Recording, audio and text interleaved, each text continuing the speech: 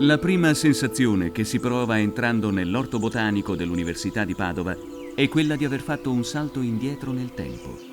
È organizzato secondo una pianta a forma di cerchio con un quadrato inscritto, rimasta inalterata nei secoli. Il disegno rinascimentale ci riporta al giardino cosmo, alla perfezione, all'armonia del creato. Due viali principali si incrociano al centro, creando i quarti che assumono il nome dall'albero principale, del Tamarix gallica, del Ginkgo biloba, della Magnolia grandiflora e dell'Albizia iulibrissin, e che sono ulteriormente suddivisi in parcelle coltivate. Per proteggere le specie vegetali dai frequenti furti, fu costruito, pochi anni dopo la fondazione, un muro circolare.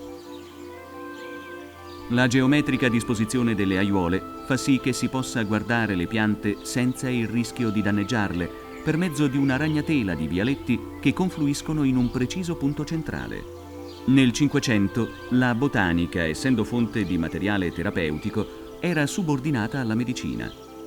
L'introduzione del metodo sperimentale basato sull'osservazione diretta cambiò molte cose nello studio dei semplici, cioè delle piante utilizzate per le terapie mediche, che fino a quel momento era stato confuso e approssimativo.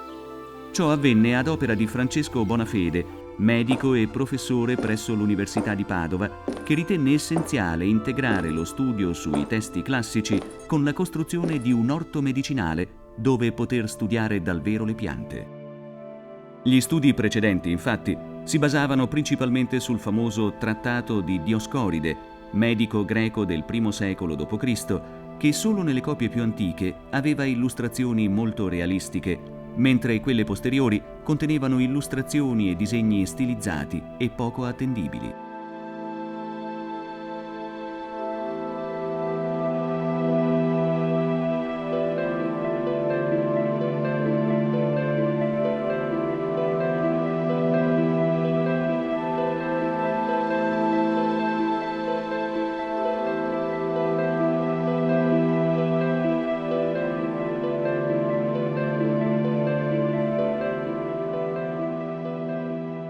Su molti trattati le descrizioni delle proprietà terapeutiche delle piante non erano esatte e il rischio di confondere una pianta con un'altra era elevato, con frequenti errori in campo medico.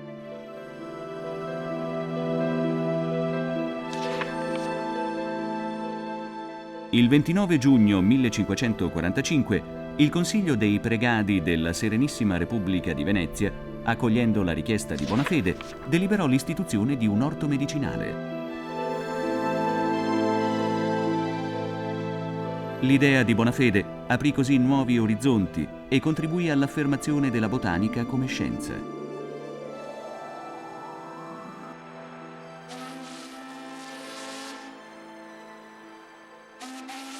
La potenza della Serenissima, visibile ancora oggi, e gli scambi commerciali che Venezia aveva con i paesi del Mediterraneo, arricchiva l'orto di nuove specie vegetali.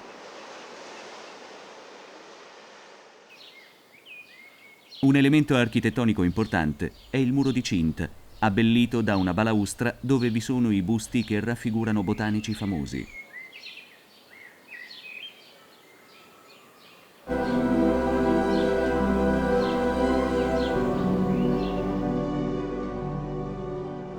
Le iscrizioni ricordano i prefetti e i personaggi illustri della città di Padova. Altri busti di botanici sono presenti sulla facciata dell'edificio centrale. Nell'Hortus Sphericus si entra attraverso 4 porte, posizionate in base ai 4 punti cardinali. Ogni porta ha un pregevole cancello in ferro battuto, con ai lati pilastri che sostengono una coppia di acroteri, alla cui sommità sono raffigurate piante in ferro battuto.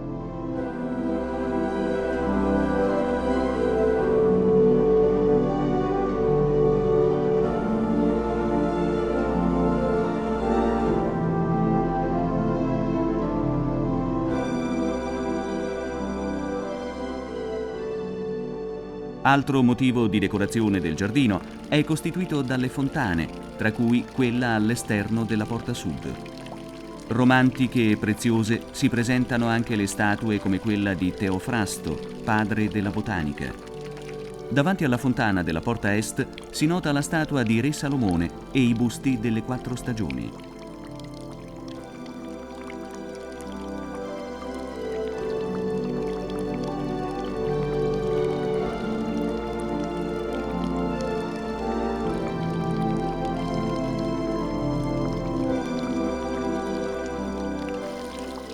Elemento decorativo essenziale dell'orto botanico, è costituito dall'acqua universalmente presente.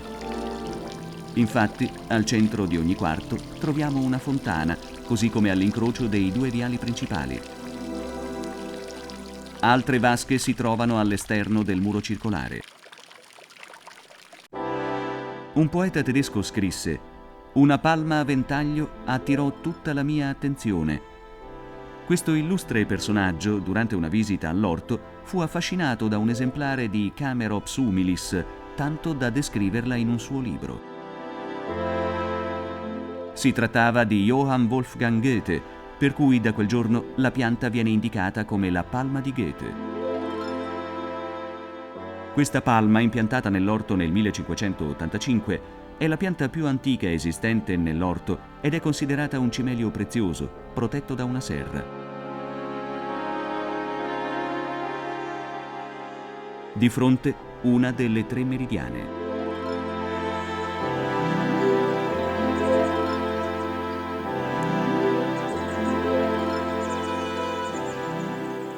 Le piante medicinali furono le prime ad essere coltivate nell'orto. Anguillara, primo prefetto, ebbe il titolo di erbario e maestro dell'orto medicinale e piantò più di 1000 specie medicinali. Ancora oggi, le piante utilizzate a fini terapeutici rappresentano un settore considerevole dell'orto.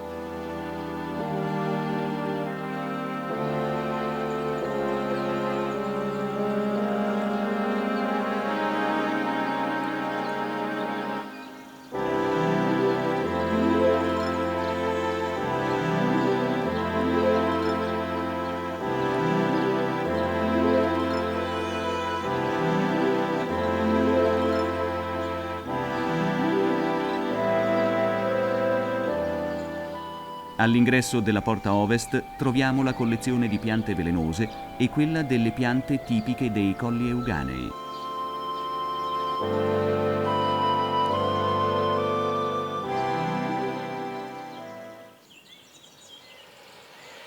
Uno degli scopi principali dell'orto botanico è la salvaguardia e la conservazione di semi e piante di specie rare.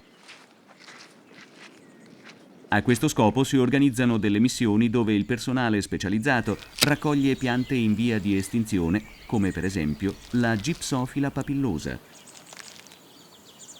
Dal suo sito originario vengono prelevati, quale materiale di studio, lo stelo fiorale, i semi e una porzione di pianta per ottenerne talee.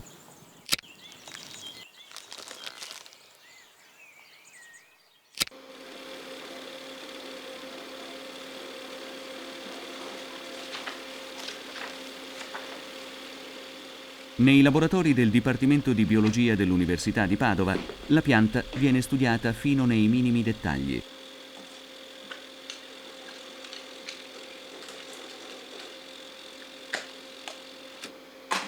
Una parte dei semi raccolti e i dati relativi alla ricerca vengono inviati in Inghilterra presso il Botanic Gardens Conservation Secretariat, organismo mondiale preposto alla diffusione dei semi e delle informazioni raccolte su ogni specie.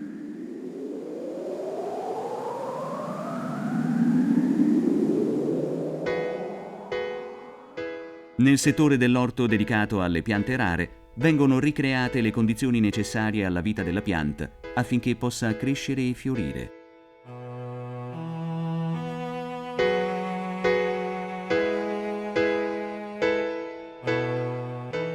Operazioni analoghe di impianto e coltivazioni vengono svolte su numerose specie rare.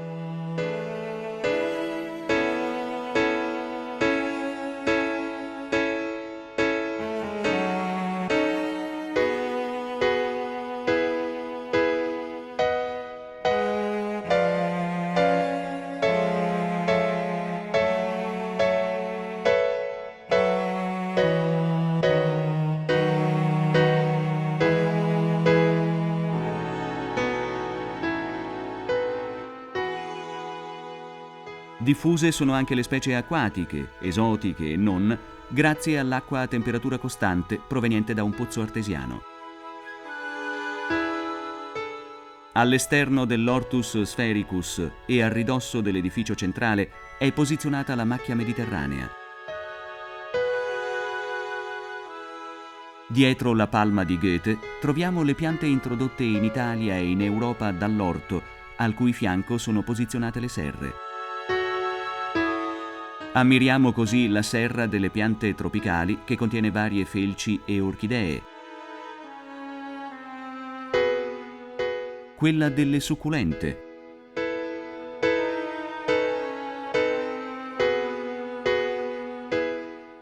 Quella dei ficus, dove si possono ancora vedere le colonnine e gli archi in ghisa originali dell'Ottocento.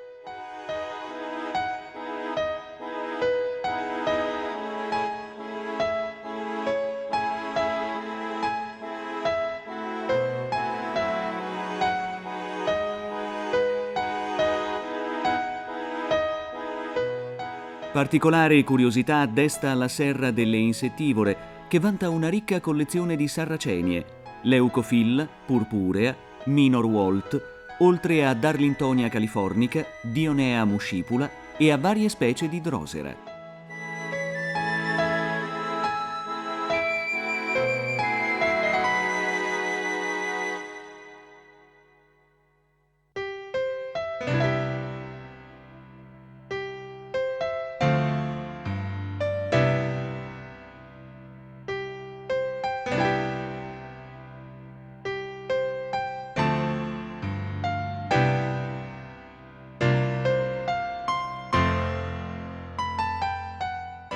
Le piante sensitive, se stimolate, si chiudono per autodifesa grazie a un'azione chimica.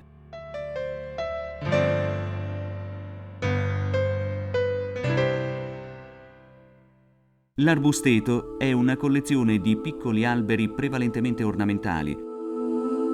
Vicino alla serra delle orchidee è stata ricostruita una torbiera, mentre nella rocciera alpina si coltivano piante alpine e montane su roccia calcarea o silicea.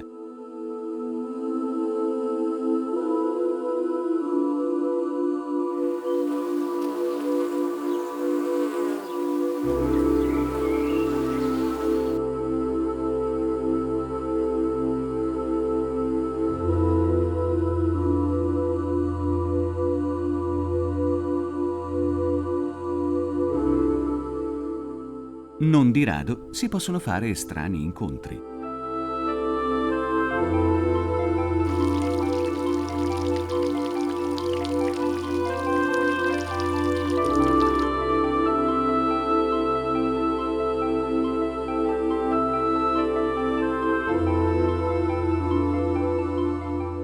Grande spazio è dedicato agli alberi d'alto fusto come Platanus orientalis, Zelkova carpinifolia, Cedrus deodara.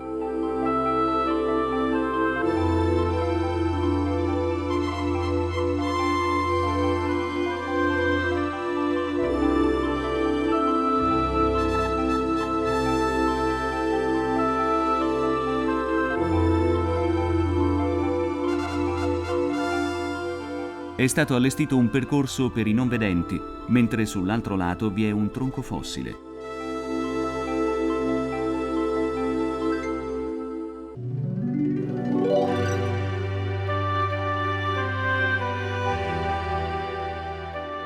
Inizia così il nostro viaggio attraverso le 4 stagioni.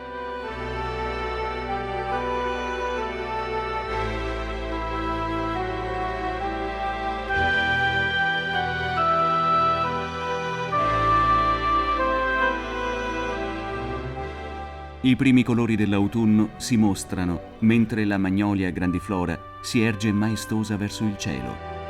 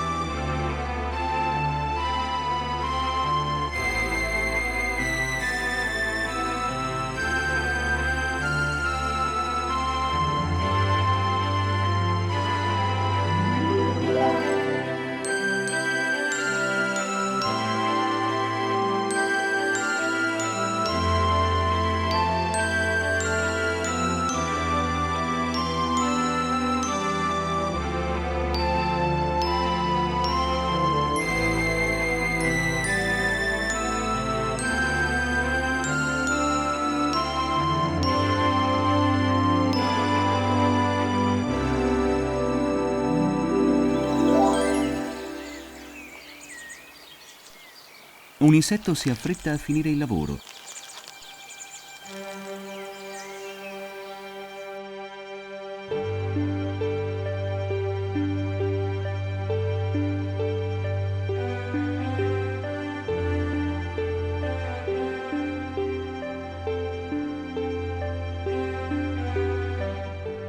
Le ninfee prendono gli ultimi raggi di sole.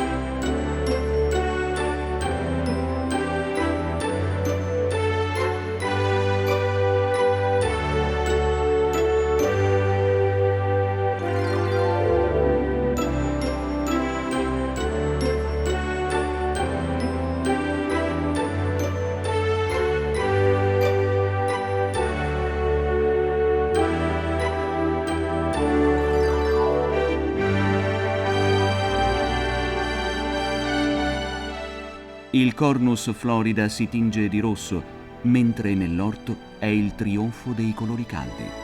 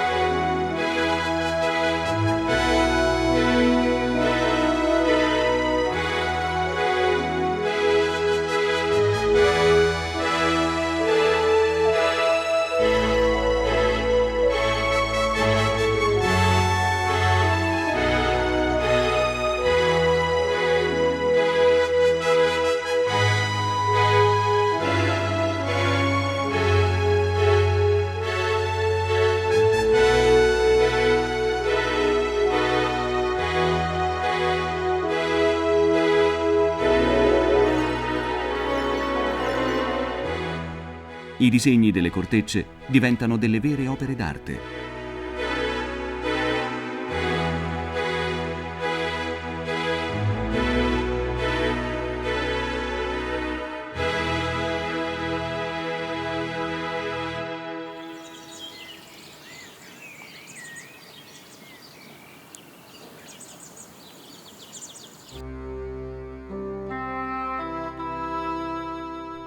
Un'alba fredda annuncia il freddo dell'inverno, mentre l'orto spoglio evidenzia la sua architettura.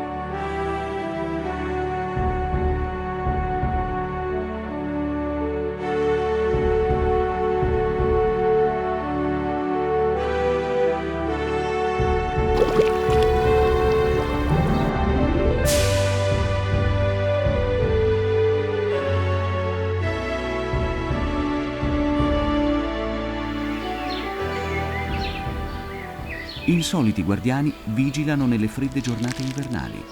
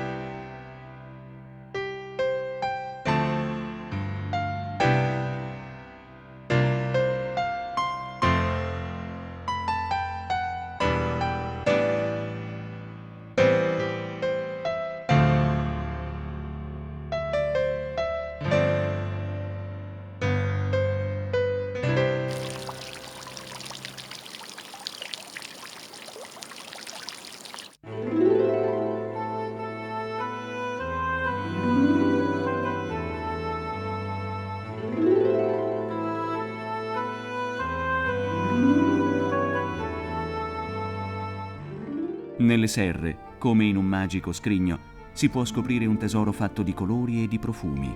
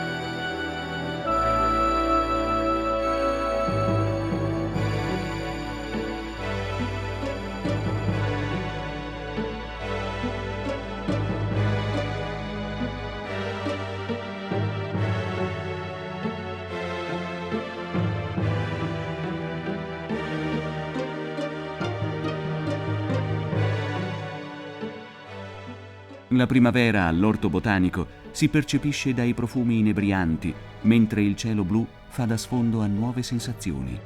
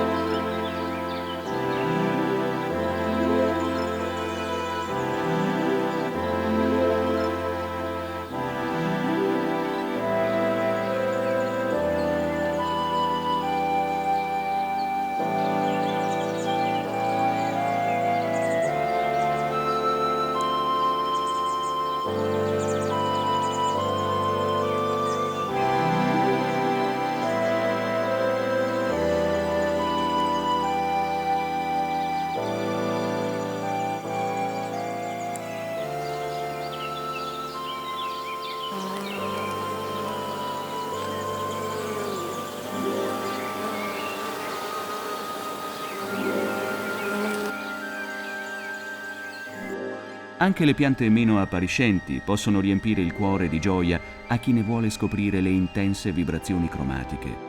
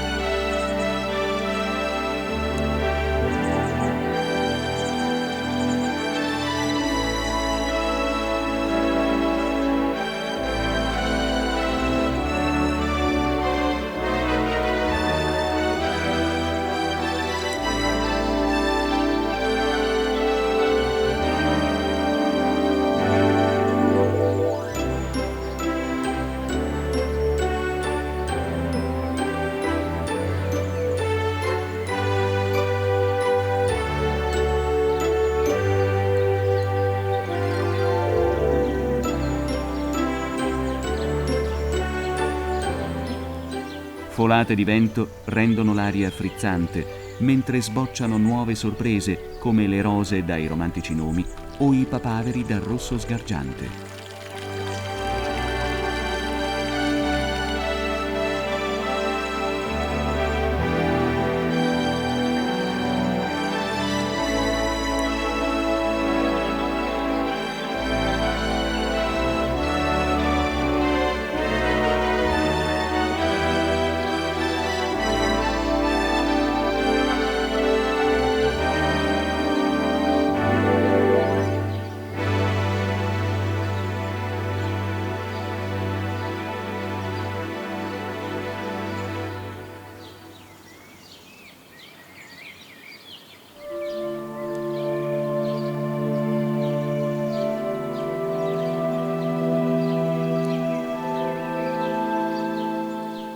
Alzando gli occhi, gli alberi si riempiono di fronde verdi e accoglienti, mentre la natura si riveste, riscopriamo noi stessi.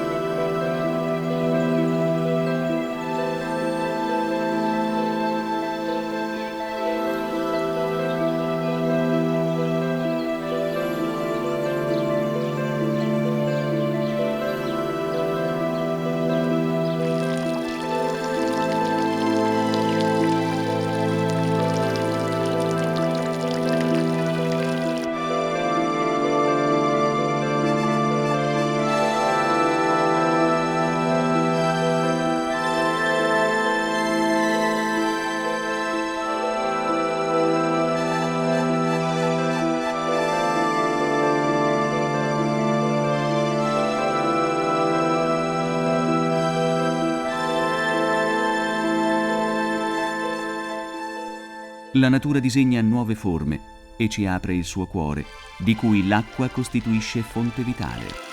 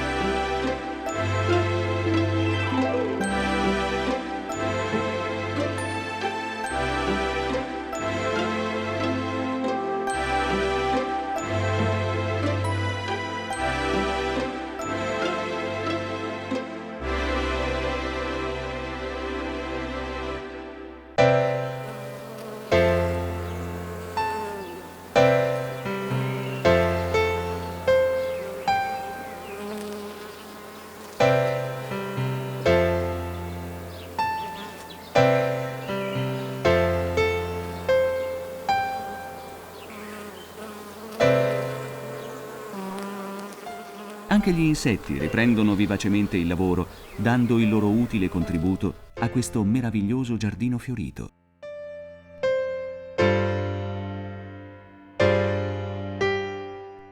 L'Orto Botanico di Padova, posto tra la Basilica di Sant'Antonio e quella di Santa Giustina, che ne costituiscono lo sfondo scenografico, è il primo orto botanico universitario del mondo.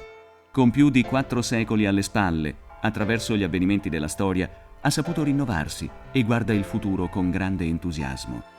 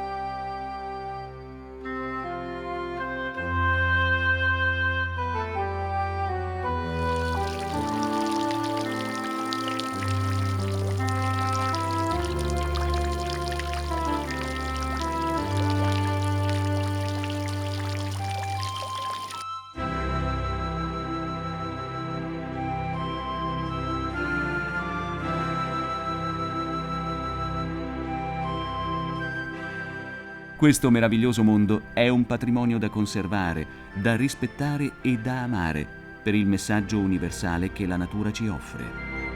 In esso l'uomo deve fermarsi a riflettere. Proteggere e salvaguardare la natura significa ritrovare nel rapporto con essa una dimensione più autentica, elevando se stesso. L'Orto Botanico è esempio di come questo sogno possa avverarsi.